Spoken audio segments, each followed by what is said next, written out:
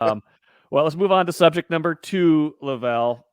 I had to make a quick adjust on the fly here because of this big news on Thursday. But subject number 2: how concerned should the Vikings and Vikings fans be about Sam Darnold's last 6 quarters of football? Well, I would say that what he showed them through the first 3.5 games of the season was absolutely spectacular. Of course, he was AFC Offensive Player of the Month for September. I'm sorry, And NFC. NFC, Yeah, NFC that's okay. Offensive Player of the Month. He was fantastic then. The last 6 quarters have not been that great, and I think it was. I think we had to be honest with ourselves and believe that and realize that Sam was not going to operate at the level he was the first 3 games of the season. It was just Right. ridiculous. And he's coming back down to earth. I still think he's a better quarterback because of his association with KLC.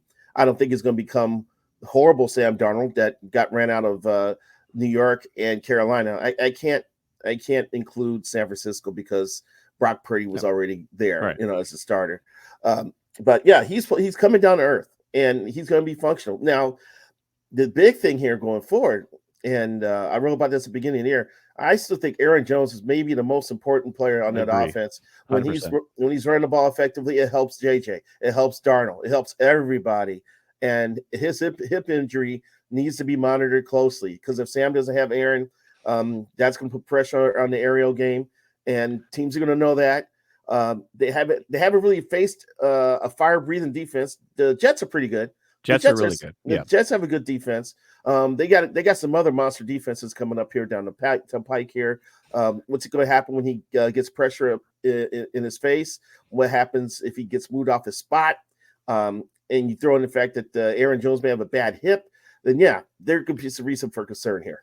My concern is that they just haven't seemed to be able to scheme guys open the way they seemed to be earlier in the year. It looked like there was a lot more easy throws for Sam Darnold in the first few games of the year, and certainly in the first half against Green Bay. And then, of course, the second half against Green Bay, some of it's they're playing conservative. They're trying not to, they've got a huge lead, 28, 28-7 at halftime, and they're trying to just run the ball, sustain the lead. He's got to make some throws, but they're trying not to do too much. But against the Jets, it was the opposite. It was like they needed to make plays. That game was slipping away. The defense was holding it together. They did eventually win, but it could have been much more comfortable if the offense had been able to do more, if they'd been able to get guys open. And I think you're absolutely right with the Aaron Jones observation. Like, he is the engine that is driving this thing. His absence was absolutely noticeable against the Jets when he went out with that hip injury.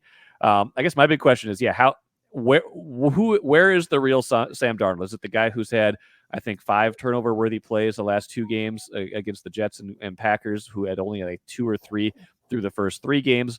Or is it the guy? Where's the equilibrium going to settle in? Is it going to be closer to really good Sam Darnold, or is it going to be close to the kind of more mediocre Sam Darnold that we've had the last 2 weeks? That's a good question. I would say it'll probably be somewhere in between mediocre and really good. I don't know which side of the spectrum that's going to be on.